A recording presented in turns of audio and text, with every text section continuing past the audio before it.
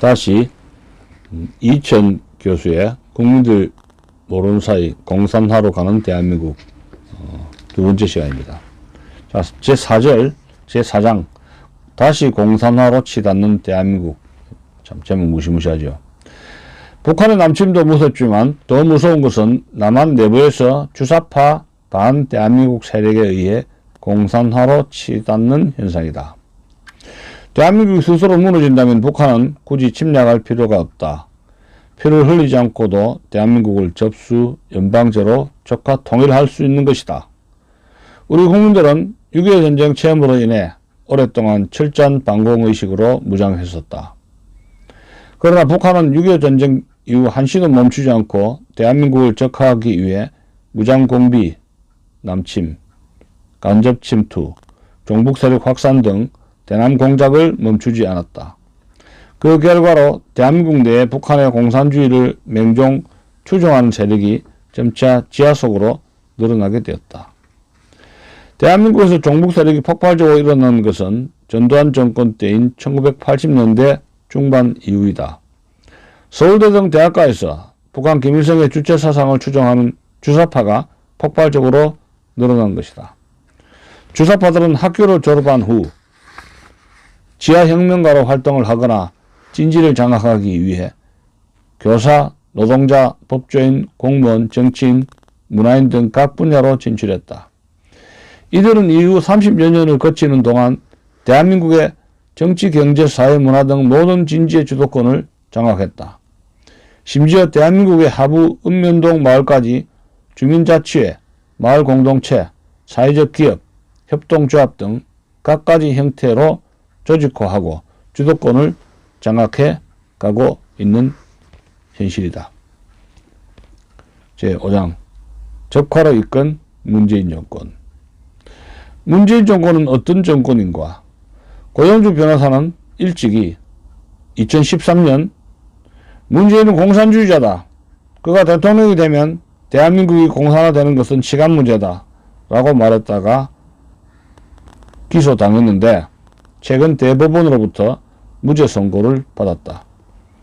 문재인 대통령은 2010년에 쓴 자신의 자서전 운명에서도 자신의 사상관을 드러냈는데 남베트남이 공산화될 때 희열을 느꼈다거나 노무현 정부 때 간첩을 잡는 국가보안법을 없애지 못한 것이 가장 뼈아팠다라고 기술했던 것이다. 그가 대통령이 된 후 반대 세력을 적폐청산 명분으로 대량 숙청한 후 자신감을 가진 듯 2018년 2월 평창 동계올림픽 개막식 연설에서 김일성이 가장 심혈을 기울였던 지하 간첩 조직인 통역당의 지도자 신영복에 대해 존경하는 한국의 사상가 신영복 선생이라며 자신의 사상을 세계인들 보는 앞에 공개했고 이후 노골적인 종북, 친북적 외교 활동을 과감히 전개했던 것이다.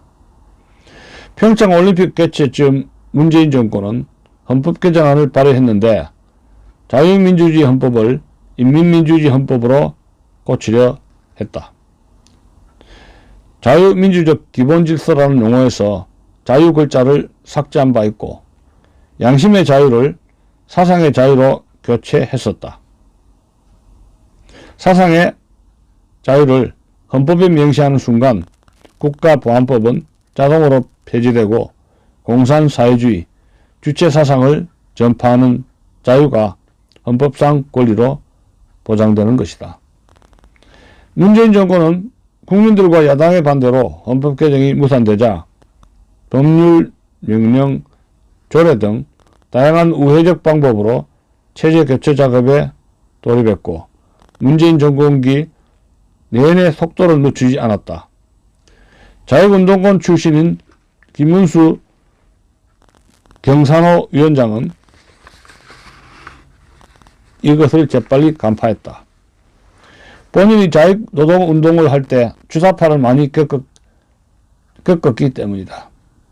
그는 2019년 7월 주사파가 집권한 대한민국이라는 페이스북 글에서 주사파들은 촛불혁명으로 자유 대한민국을 거의 무너뜨렸고 세계 어떤 공산혁명 때보다 더 완벽하게 국가 권력을 장악했다라고 주장했다.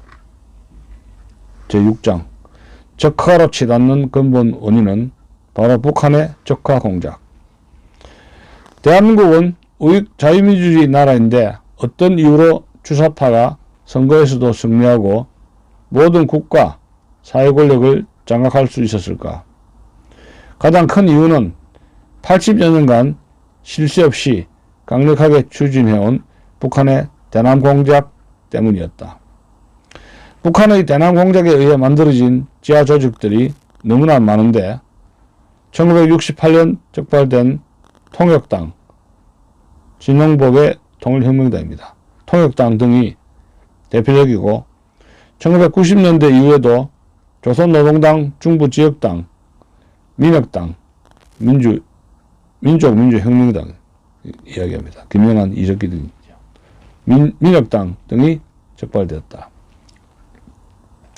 2000년 들어 적발된 것으로는 2006년 1심에 2011년 왕제산, 2021년 충북 동주에 등이 있다. 나아가 2022년 창원, 제주, 전주 등에서 조직된 자주통일민중전의, 또 2021년 1월 민노통 간첩단 등이 적발되어 북한의 간첩 조직이 얼마나 광범위하게 퍼져 있는지를 잘 드러내고 있다.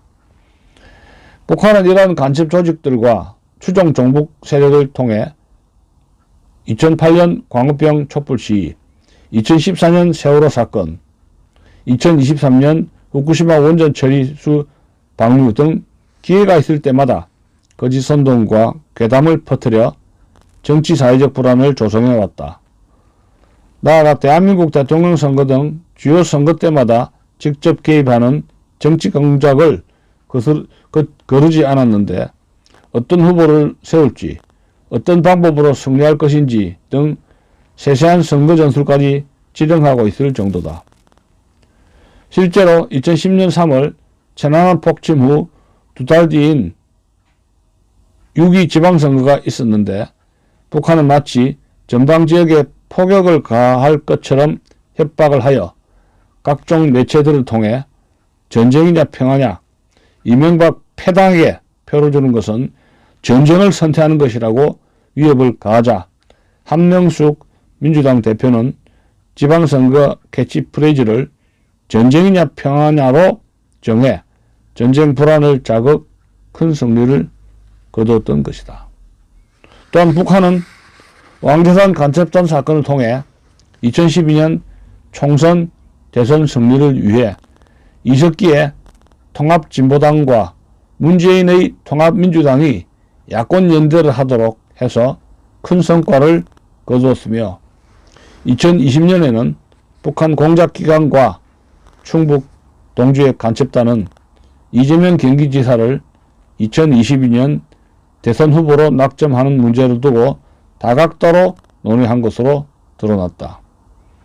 이러한 신뢰들은 대한민국이 이제 북한의 손바닥 안에 놀아나고 있다는 명백한 증거일 것이다.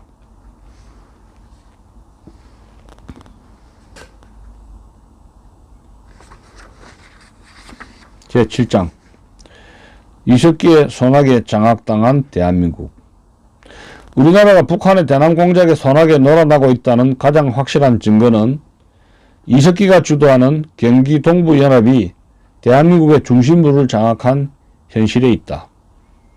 이석기의 경기 동부연합은 용인 성남 지역을 거점으로 투쟁한 한총련 산하 지하 세력으로 주사파 중의 주사파요, 북한을 가장 추종하는 종북 세력이다.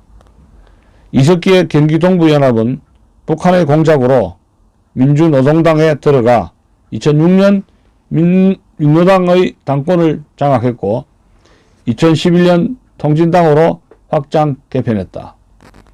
이석기의 통진당은 2012년 4월 총선에서 민주당과 야권 연대를 통해 국회의원 13석, 국민 지지율 10.3%, 220만 표 획득, 차지했으며 이어 12월에 있는 대통령 선거에서 민주당과 공동정부를 구성하려다가 통진당 내분 사태로 무산된 바 있다. 만약 2012년 5월 통진당 내분 사태만 일어나지 않았다면 이석기와 문재인의 공동정권이 출현했을 것이다. 이석기와 문재인이 공동정권 수립에 성공했다면 주도권은 이석기가 장악했을 것이다. 북한과 종북단체들이 민노당, 통진당이 민주당을 견인하라 라고 지령했고 당시 1,500여 개 좌익단체들도 모두 민주당이 아니라 통진당과 연결되어 있었기 때문이다. 또한 통진당 배후에는 북한이 있기 때문이다. 결국 북한이 정권을 잡는 것이나 마찬가지였을 것이다. 참으로 끔찍한 일이 일어날 뻔했다. 이석기 경기동부연합이 민노당 당권을 장악하고 통진당으로 확장해 민주당과 야권 연대를 통해 2012년 대선에서 정권을 장악하도록 설계하고 지령한 것은 바로 북한 공작기관이다. 2006년 10월 적발된 1심의 간첩단과 2011년 8월 적발된 왕재산 간첩단 수사를 통해 드러난 사실이다. 이석기가 2014년 8월 아로 사건으로 구속되었고 8년간 교도소에 갇혀 있었음에도 불구하고 이석기의 경기동부연합은 위축되지 않고 오히려 대한민국 전체로 세력을 확장한 상태다. 이석기의 경기동부연합은 이재명 성남시장과 함께 세력을 확장했고 이제는 대한민국 핵심 정당의 주도권마저 장악했다는 평가들이 많다.